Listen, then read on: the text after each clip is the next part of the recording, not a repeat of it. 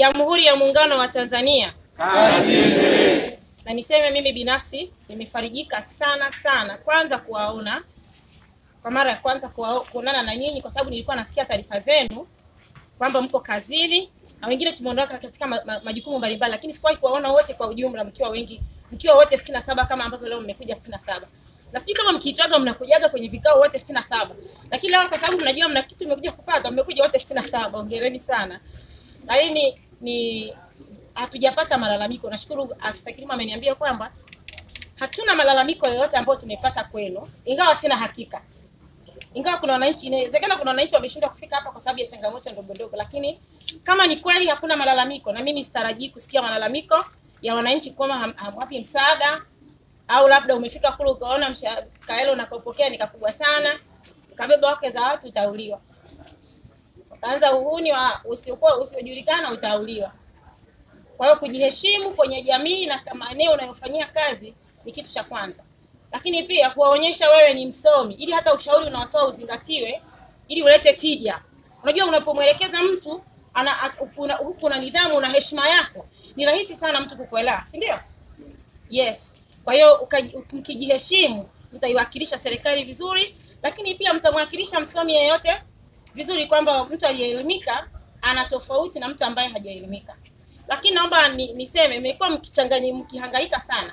Serikali imeona jinsi ambavyo mmekuwa mkihangaika sana kwa namna ya kuweza kuwafikia wakulima, kwa sababu zao la korosho katika wilaya yetu ya Masasi ni zao la biashara ambalo ni zao kubwa la biashara katika wilaya yetu ya Masasi, na pato kubwa la halmashauri zetu zote mbili pamoja na mapato mengine, lakini hasa halmashauri ya wilaya ya Masasi pato lake linatokana kubwa, asilimia karibu 80 linatokana na korosho, kwa sababu wenyewe hawana maeneo mengine ya kuwekeza yaliyoko hapa mjini. Kwa hivyo hakikisheni tunaongeza uzalishaji. Hakikisheni tunaongeza nini? Uzalishaji. Sisi kama serikali matarajio yetu ni kwamba tufikishe tani 700,000. Ndio matarajio yetu. Na tani hizi 700,000 haziwezi kufika tu kwa hadithi. Lazima wakulima wapate elimu ili waweze kuendeleza kilimo ambacho ni bora, ambacho kitasababisha uzalishaji mkubwa wa korosho na mazao mengine kule. Hicho ndio kitakachosababisha katika zao hili tufikishe tani 700,000. Hatuwezi kufika tani 700,000 kwa kuzungumza tu. Tunataka tufikishe tani 700,000. Lazima kuna kitu kiongezeke, ukiwemo utaalamu wa namna ya kutumia viuatilifu pamoja na salfa ambayo imetolewa bure pia na serikali. Tunamshukuru sana Mheshimiwa Rais wa Jamhuri ya Muungano wa Tanzania Dr. Samia Suluhu Hassan.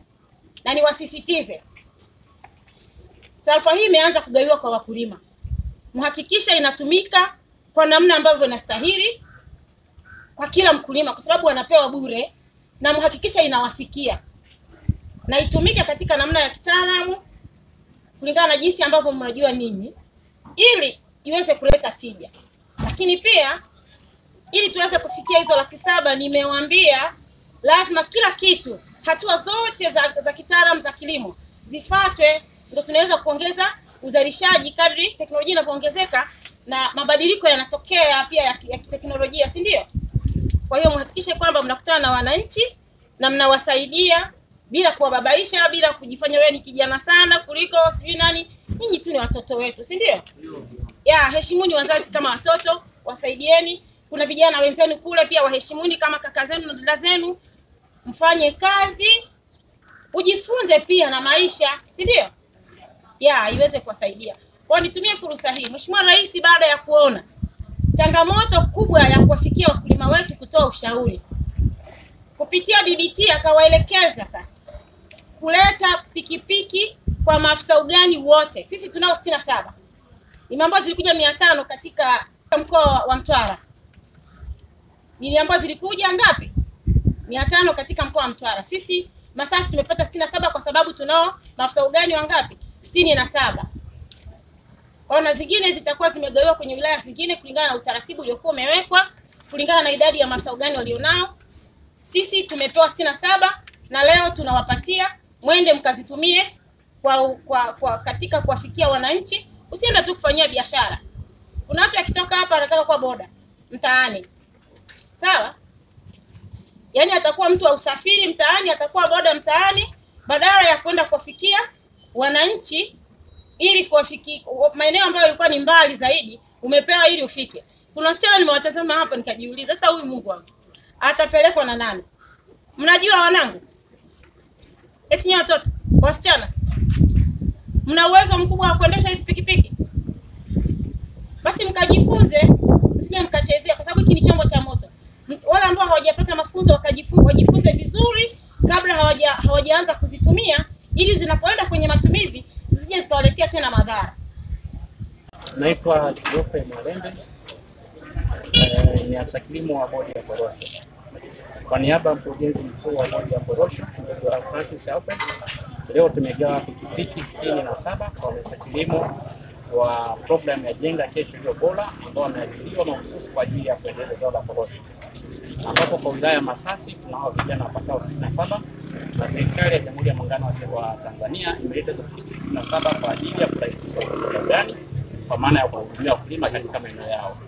Kwa hiyo hizi pikipiki itakuwa ni chachu kwa mfugani katika kuwafikia wakulima wengi zaidi katika maeneo yao, ikiwa ni pamoja na kuwapatia huduma za ugani. Na hizi pikipiki ni sehemu ya pikipiki 500 ambazo zimesambazwa katika mikoa yote inayolima zao la korosho, kwa maana ya mkoa wa Ruvuma, mkoa wa Mtwara, mkoa wa Lindi, mkoa wa Pwani pamoja na Tanga. Jumla serikali imesambaza pikipiki 500 kwa lengo mahususi kwa ajili ya kusogeza huduma kwa wakulima, kwa kuwarahisishia hawa mafugani kuwarahisishia usafiri waweze kufikia kwa haraka zaidi katika maeneo yao, ikiwa ni pamoja na kuwapatia elimu ya kilimo bora cha zao la korosho.